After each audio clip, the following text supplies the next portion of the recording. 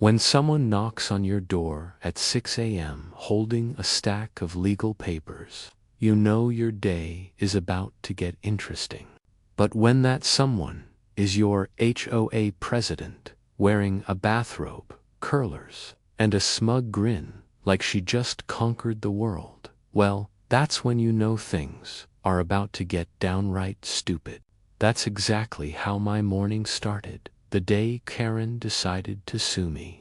And no, not for something serious like property damage or unpaid dues. She sued me because my mailbox looked too confident. Her exact words: "You see, I live in a quiet suburban neighborhood.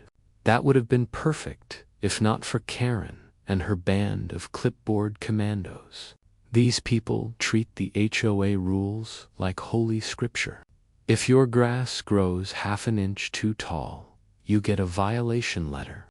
If your trash can lid doesn't fully close, you get another. I once got a warning for having an aggressively cheerful lawn gnome.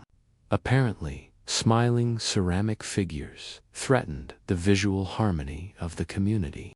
So yeah, when I saw Karen on my porch holding those papers, I wasn't shocked, just annoyed. She cleared her throat like she was about to deliver a TED Talk on passive aggression. "You've been served," she said proudly, handing me the documents like she was starring in a courtroom drama. Turns out she had filed a lawsuit claiming I was devaluing community property because I'd painted my fence navy blue instead of approved beige. I laughed out loud. I couldn't help it. "Karen," I said, "you can't just sue someone because you don't like their color choices." But she looked me dead in the eye and said, "I absolutely can. The HOA manual gives me that right." Spoiler alert, it didn't. Fast forward a week, and I'm sitting in small claims court with a lawyer who looked way too happy to be there. I hired him mostly because he had an excellent mustache and an even better sense of humor. When Karen strutted into the courtroom with a folder thicker than a phone book, I swear she thought she was about to take down a corporate villain. She even brought printed photos of my house, labeled the offending structure. The judge looked like he'd seen it all before. Probably had. He started reading through her evidence, which included, I kid you not, a list of times I'd smiled mockingly at her during board meetings. According to her, my smile was psychologically intimidating. I almost lost it right there. My lawyer whispered, "Don't laugh, not yet." When the judge finally asked for my defense, my lawyer stood up and said, "Your Honor, my client's only crime is having better taste in paint." That line broke the courtroom. Even the clerk tried not to laugh. Karen's face turned redder than a stop sign. She argued back, saying I was creating chaos in the community, to which the judge calmly replied, "Ma'am, this isn't a dictatorship." That's when the real shocker hit. Karen wasn't even authorized to file the lawsuit in the HOA's name. She'd done it entirely on her own without the board's approval. Basically, she used her title as president to wage a personal war against my fence. The judge's expression went from bored to furious. He dismissed the case right there. But it didn't end. Not even close. Because when my lawyer requested that Karen pay my legal fees, the judge actually agreed to hear it. Karen started panicking, flipping through her binder like she could somehow undo the disaster she'd started. The judge raised his hand and said, "Ma'am, you've wasted this court's time and this man's money." The courtroom went silent. My lawyer leaned toward me and whispered, "She's about to regret waking up this morning." That day, I didn't just walk out of court with my dignity intact. I walked out with a new mission to finally expose how far Karen's control freak behavior really went. Because, trust me, this fake lawsuit was just the beginning. She'd been doing this for years, and nobody had ever stood up to her until now. So, when I got home, I opened my laptop, started digging through HOA records, and what I found next, well, let's just say it made the lawsuit look like a warm-up act for the circus that was about to begin. If you've ever wondered what it looks like when an HOA president tries to cover up a disaster, picture this.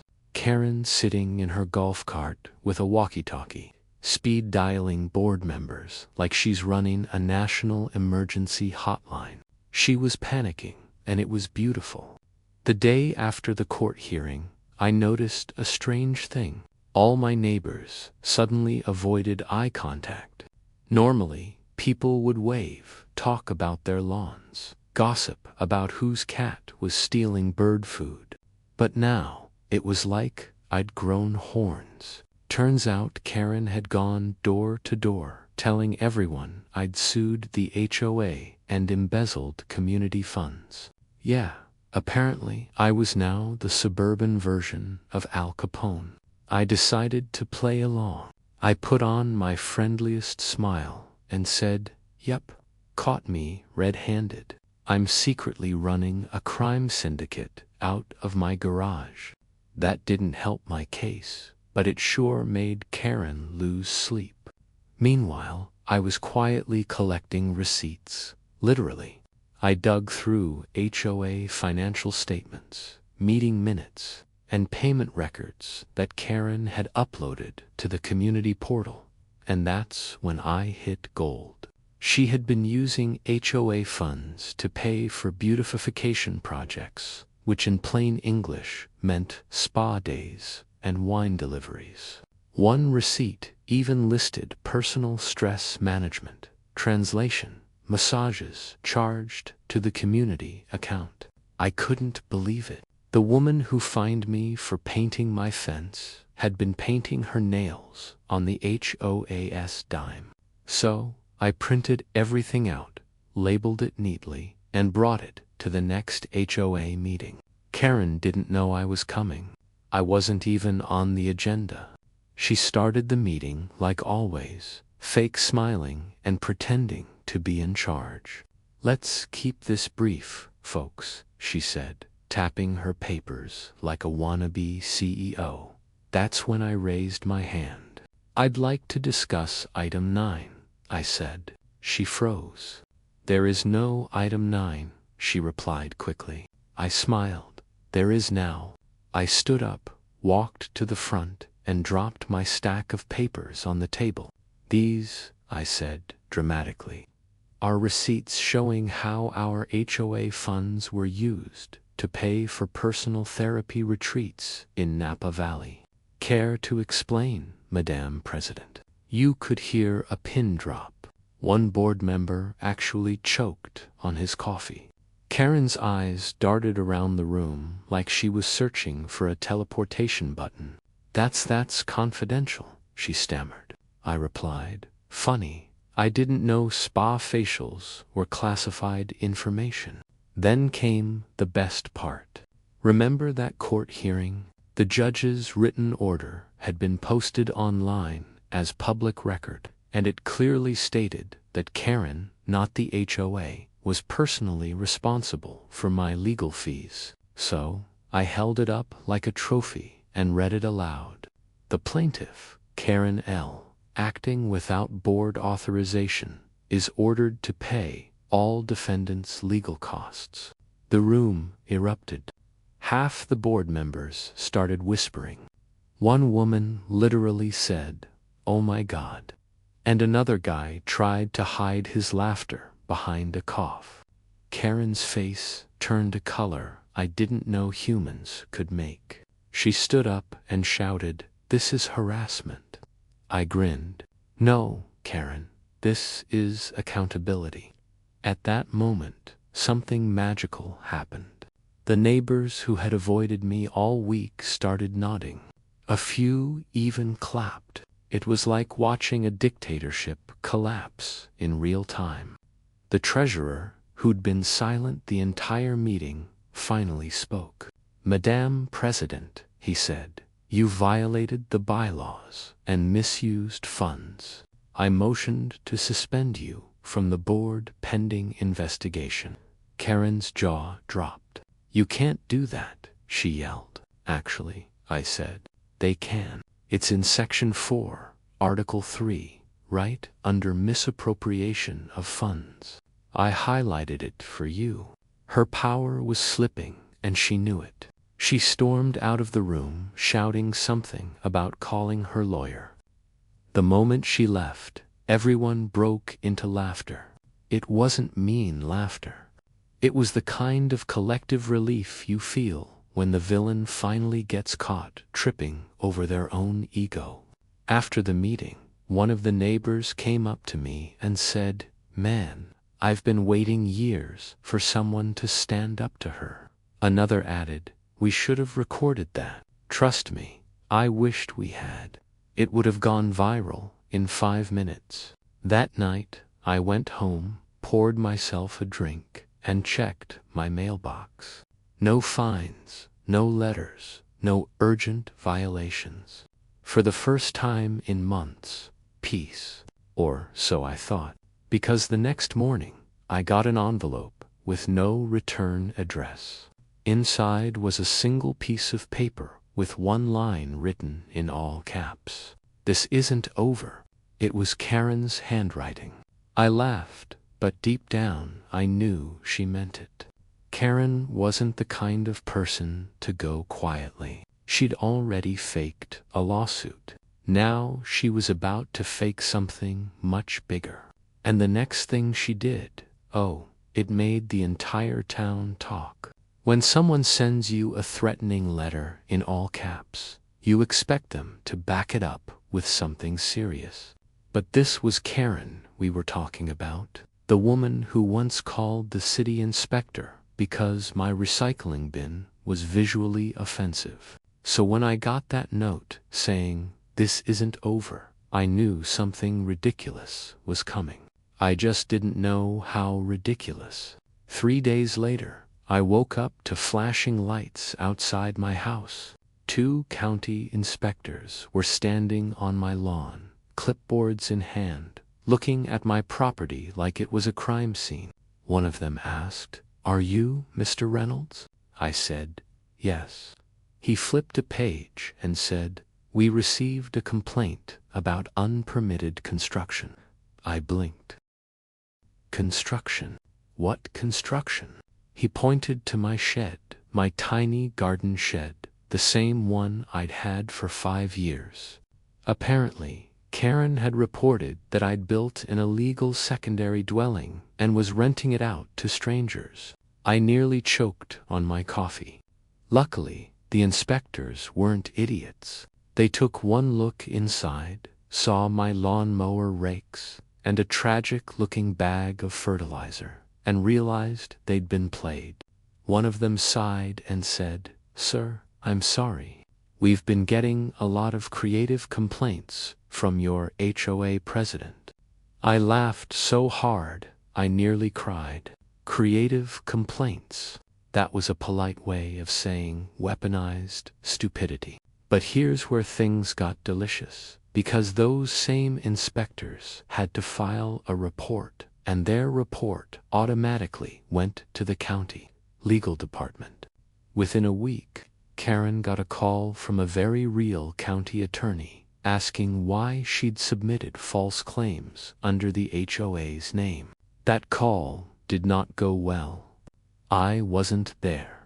But according to my neighbor, who happened to overhear it through the world's thinnest fence, Karen screamed, cried, and tried to argue that protecting property values gave her government-like authority. The attorney apparently told her, "Ma'am, that's not how the law bore reality works." By the time the next HOA meeting rolled around, Karen was a shadow of her former self. Gone was the confident dictator with her clipboard army.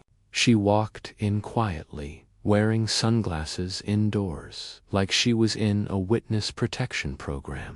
The treasurer cleared his throat and said, "We have an announcement." Turns out the county had fined her personally for filing false reports and wasting official time. And remember those legal fees she owed me? Yeah, the court had officially finalized that, too. The judge even added extra penalties for frivolous litigation. Long story short, Karen had to pay me a lot. She tried to protest, saying she'd appeal, but her voice cracked halfway through. Then the treasurer added, "Due to repeated misconduct, we are removing you as HOA president, effective immediately." The room stayed quiet for a second. And then someone started clapping, then another. And suddenly the whole room was cheering. Even the board members, who used to fear her, looked relieved, like someone had lifted a 2-ton weight off their backs. Karen stood there, frozen, then grabbed her bag and muttered, "You'll all regret this." But no one stopped her this time. She stormed out for the last time, and the door slammed shut like a period on a very long, very embarrassing sentence. A few weeks later, I got another letter, this time from the court. It included the official order for my reimbursement. I framed it and hung it in my living room, right above the navy blue fence photo that started it all. I call it my Karen compensation certificate. The neighborhood changed after that. The new HOA board was chill. They actually focused on fixing potholes instead of policing mailbox colors. Neighbors started chatting again, laughing in their yards, even hosting barbecues without worrying about secret fines. For once, it felt like a community, not a dictatorship. And as for Karen, rumor has it she moved a few towns over to a place without an HOA. I guess she finally realized the only way to be happy was to stop being in charge of everyone else's happiness. But every now and then, I imagine her walking past someone's fence, maybe navy blue again, twitching a little, resisting the urge to file a complaint. Sometimes I see my reflection in that framed court order and think, you know what? That fence was worth every brushstroke, because in the end, I didn't just win a lawsuit. I won my peace back. And the best part? She paid for it. If you enjoyed this story, make sure to hit that subscribe button. Every single subscription motivates me to bring you even more exciting and dramatic HOA stories. And don't forget to tap the bell icon so you never miss a new upload. I'll see you in the next story where justice gets even more satisfying.